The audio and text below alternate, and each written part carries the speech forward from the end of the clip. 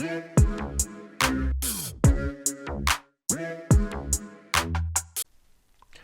afternoon, everyone. It's 3:15 here in the UK on Tuesday the 12th of January. Markets in a strong mood again today, as you can see from VectorVest UK, VectorVest US, should I say.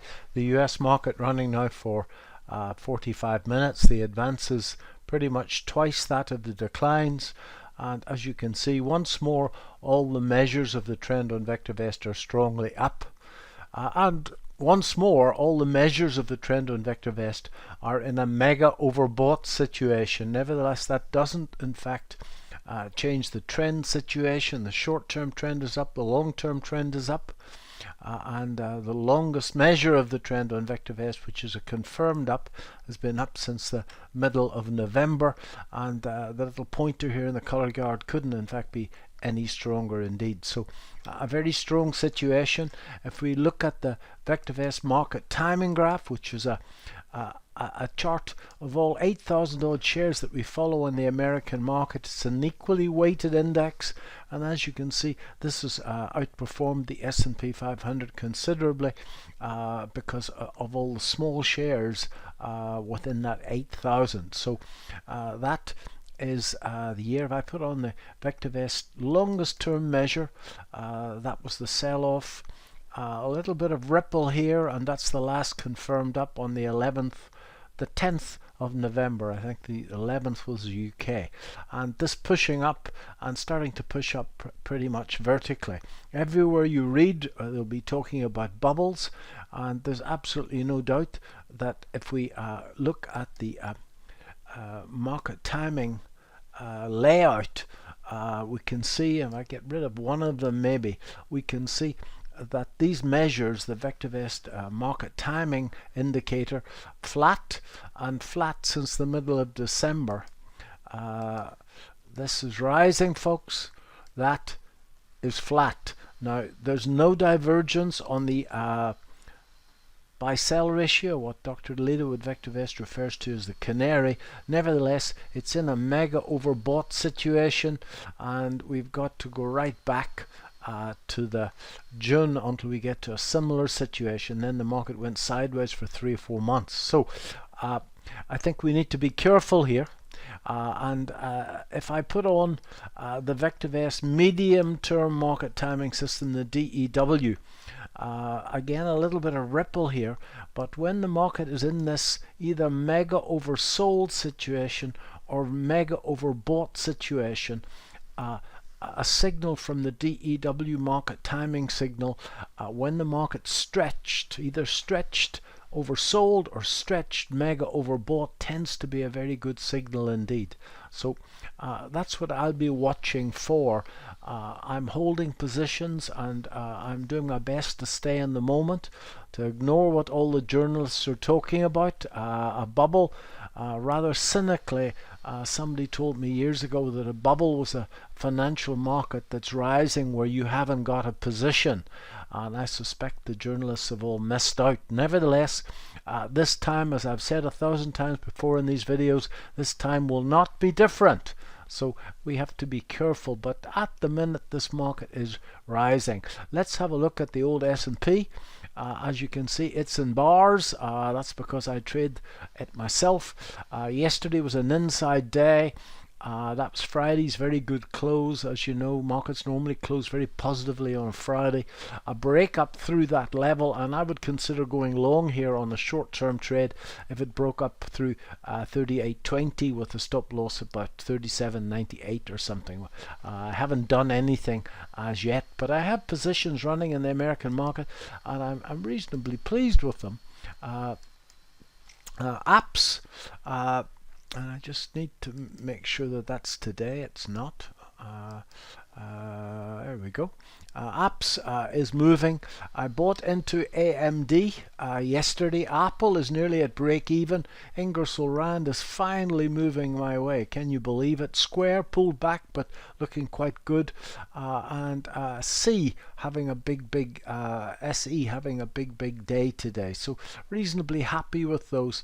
I bought into this PL TR at the open yesterday, and that's the chart, and I was quite happy with this outside day, folks, and as you can see, it pulled back to that 78% retracement in the zone. The zone is the 21 and the 55-day moving average. That pattern made famous by a gentleman by the name of Harold McKinley Gartley some 100 years ago. Clearly it'd be much better if it broke through that down sloping trend line.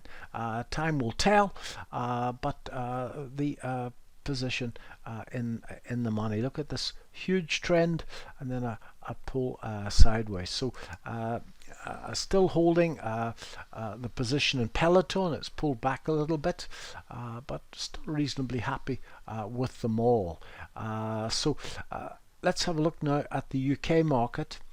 And in the UK market, again, foot came off the petrol a little bit yesterday, but we have a buy-sell ratio up at 11. Well, huge. Anything above 4.5 is supposed to be overbought. MTI is at 1.57, and all the measures of the trend in the UK are up as well.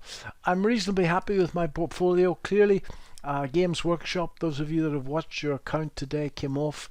The results couldn't have been better, and I suspect it's profit taking. It's all people have bought the rumor and now they're selling the fact. So we have a look at Games Workshop. It's been a great provider over the years for us. Look at this forecast earnings per share, and that in fact the results were excellent today. Really good results, and today it's pulled back a little bit.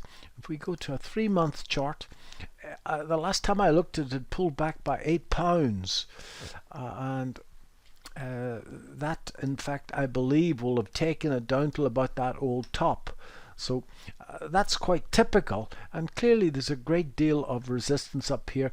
It probably didn't trade up there for that long at that £120 level, and it's hard to tell how much volume was in there, but it looks to me as if there's very strong resistance up here. In other words, the people who bought up here, who sweated through all of this bit, are now selling to get their money back and wipe the sweat off their brow. It's what is known by academics as overhead resistance. That's what it means. Next time you wipe the sweat off your brow, and got out of a position at break even, you know that you've in fact hit a little bit of overhead resistance. So let's see, but I think a pullback to the 105, 108 level had to be expected in this share. So I'm certainly hold mine. I actually bought some more down here as it pulled back, and as you can see, it pulled back to that old high pretty much. I bought some just after a couple of days there, so reasonably happy with that. So technically it's doing what it should do in an up market.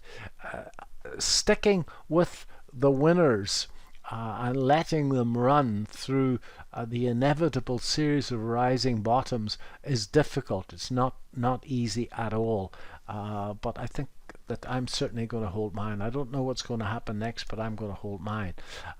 Sylvania Platinum had a great day, and clearly JD Sports had a great day yesterday. Again, outstanding results. The results were in fact much better than anybody expected, with all their stores closed. So, but the one big thing about Sylvania Platinum is that I don't know who bought into it, but somebody bought into it of note, and as you can see, this beautiful volume relationship here, where we got this price starts to move up strongly out of this consolidation on big volume, pulls back for a couple of days on low volume, and then as you can see, at about that high, it got hit yesterday with a volume of 5 million shares. So I think that there has to be, and I haven't done the research, but some fund must have liked the look of this.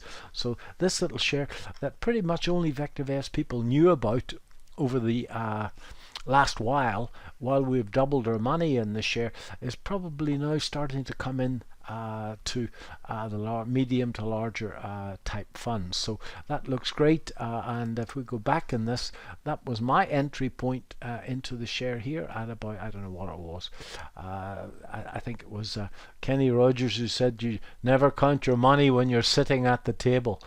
So I think it's doubled. So the money's not banked yet, folks, so let's not count our chickens, as they say.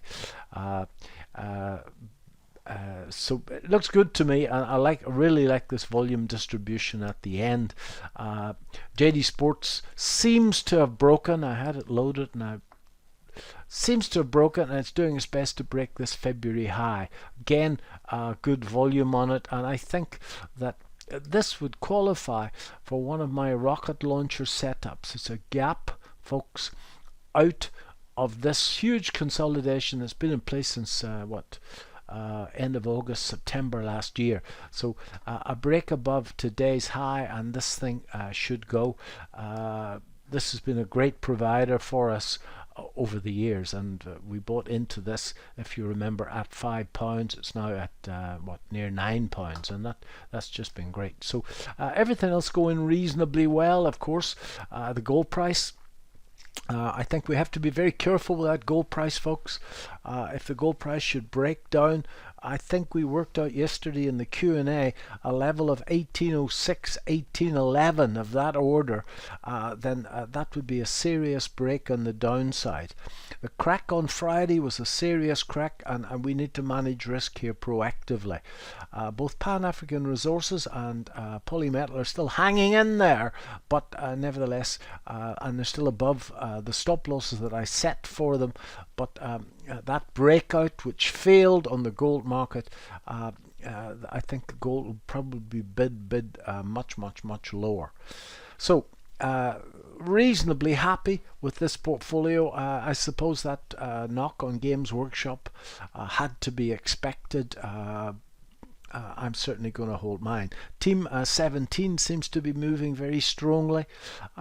As I say, I'm reasonably happy with them all. I'm trying to run a long-term portfolio here. It's not a trading portfolio, but there's Team 17. That forecast earnings per share is the closest thing to the TARDIS. Those of you that are not from the UK, the TARDIS is a time machine that's been on British television since I was a youngster. That's the closest thing to the TARDIS we can have. It actually tells us what's going to happen next.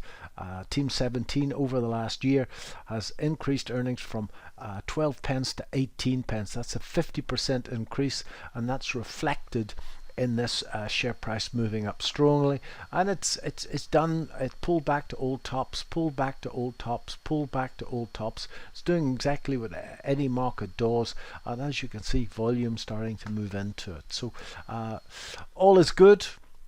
In both sides of the Atlantic, we have markets that are mega overbought, but the trends are strongly up. I think that we need to keep our eye on the trend. I think if you were to see a DEW sell signal in this mega overbought situation, then you should consider lightening or maybe hedging. All right, but we're still a long way off that, and as you can see, since we've last in fact been here, what's that, 10 minutes ago, the advances have increased over the declines. And let's look at my favorite S&P 500, and it's pushing up a little bit. A break out of this inside day, that high is 3817. That could easily precipitate this same little move again. That would be a 100-point move on the S&P, which would be very nice. Let's see. I hope this helped, folks, and I'll do another couple of these before the end of the week. Thank you.